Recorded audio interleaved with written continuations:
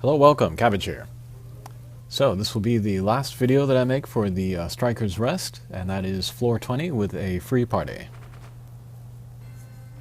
Gimmicks here are damage walls and warps, so I'll bring everybody with both null damage wall and null warp.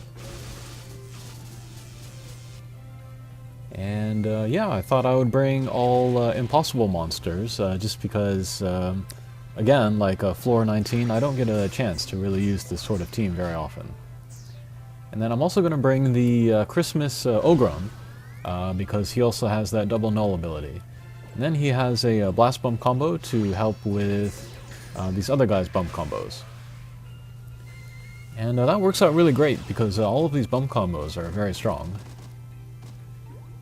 And then, yeah, we are certainly entering the period of Monster Strike, where bump combos are sort of the main way to play, or becoming the main way to play, depending on who you are using. And so, up until like Striker or Lucy or Himiko came out, the game was more about doing direct damage to enemies with your, your physical attacks. And then strike shots. That was the main way that you did damage. But now more and more we're getting into the era where bump combos are going to become the main source of damage. And so, yeah, playing the game will be more like hitting your own guys, or aiming to hit your own guys, rather than aiming to hit enemies or bosses. And this is pretty great because it can do really good damage, and then the shots will be easier. That's debatable. But I feel like when you rely on bump combos, you don't always get the best control of where the damage goes, if anywhere. And so, like Avalon, for example, has a short-range slice and dice, and then a rewind blaster, which goes all over, but it's difficult to concentrate the damage of that attack. Yamato Takeru has kind of the similar problem, where the lock-on one-way laser is very strong, but you can't really choose which direction it goes. It will just go towards whatever is the closest target, even if it's a shield. But in contrast, Daikokuten's bump combo is actually kind of the easiest to use, because it just goes towards the nearest enemy and then just hits everybody it can. So in that sense, that's a little bit more reliable for damage than either of the other two. And then, yeah, Ogron is terrific as an extreme drop monster because he has a blast bump combo, and so can get out more bump combos. Alrighty, I guess we'll turn our attention to the actual mission we're on. So we are revisiting bosses from every fifth floor of the Striker's Rest. And then on each stage, if there is one, we want to get rid of the Smydro with a Santa hat, because they revive everyone else. On this stage, Lazanikov himself revives the little guys, so we'll go for him first.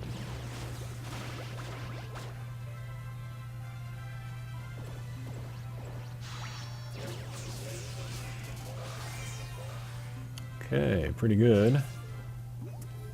And actually, I will say that I had a little more trouble on this floor with a free party than I did with a Hatcher party.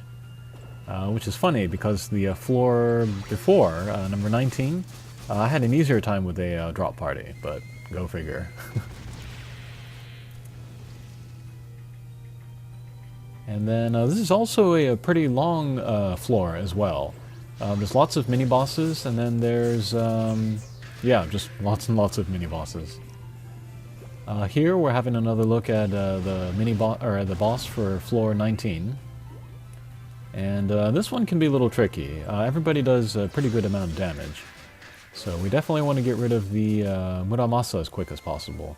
And then the mini-boss as quick as possible.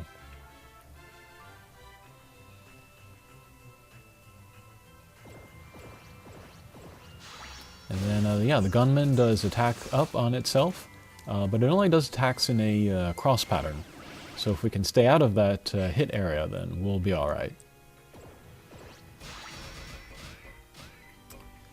Okay, we'll almost take down the boss here. Alright, and then HP is pretty low, so if in the next turn a heart appears, I would like to stall a little bit.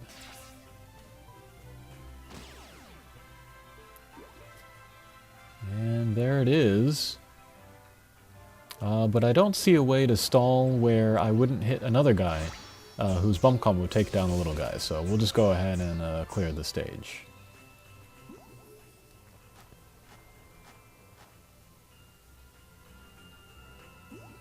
Okay, here is the first mini-boss stage for the floor boss, Lilith. And then, as before, we'll just take down the Smydra with the Santa hat, and then we'll go after everyone else.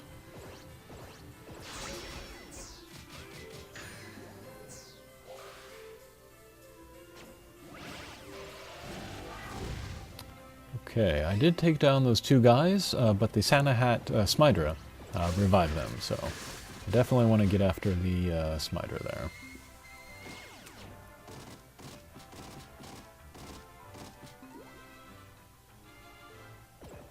Okay, but with the Smydra gone, we can go back to doing damage to everybody.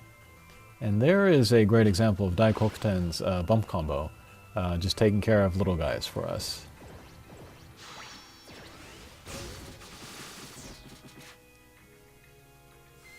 And yeah, actually I've been using Daikokuten a lot during this Striker's Rest, because there are quite a few stages with both damage walls and warps. So I've been using them and getting used to them. And yeah, the conclusion is that their bump combo is pretty darn great.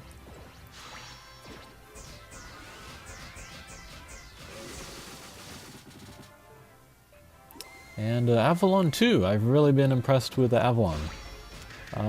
They are maybe two of my favorite impossible monsters at the moment right now.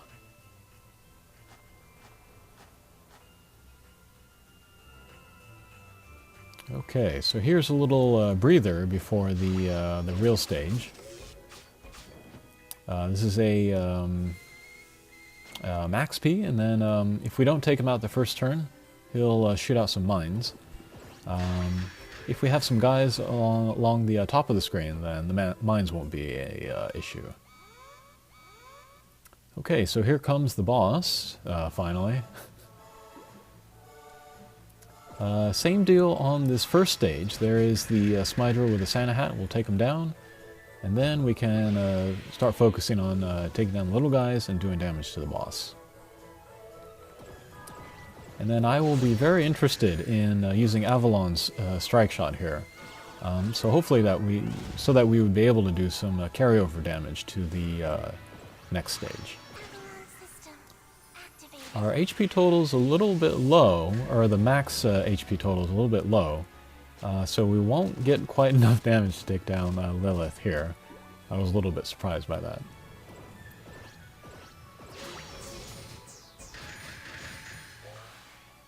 And amazingly, we will not take down Lilith again and nearly eat it. But thankfully we had the gold heart out, so we'll just grab that, take down the boss, and possibly move on to the next stage. Not quite.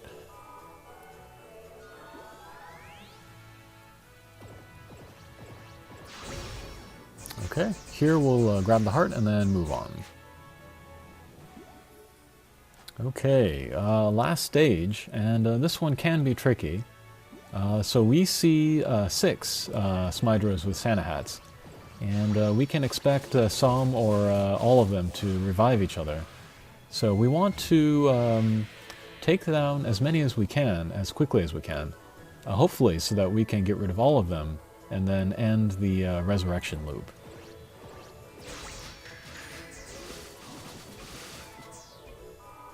Okay, so we got 5, and the one Smydra up there did not revive, so we're still good.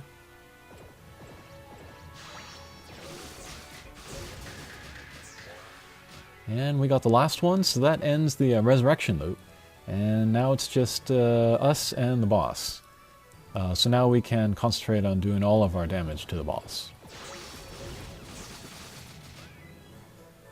Alright, and then it'll just be about getting out bump combos and then strike shots when they're up.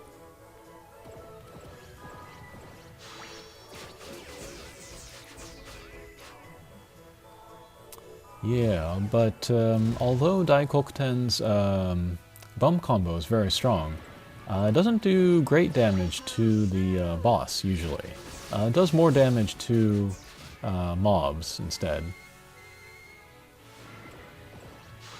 But we can use the strike shot here, get it right in the weak point, and then the strike shot is nice because it does explode where it hits the boss, and that explosion works like a blast bump.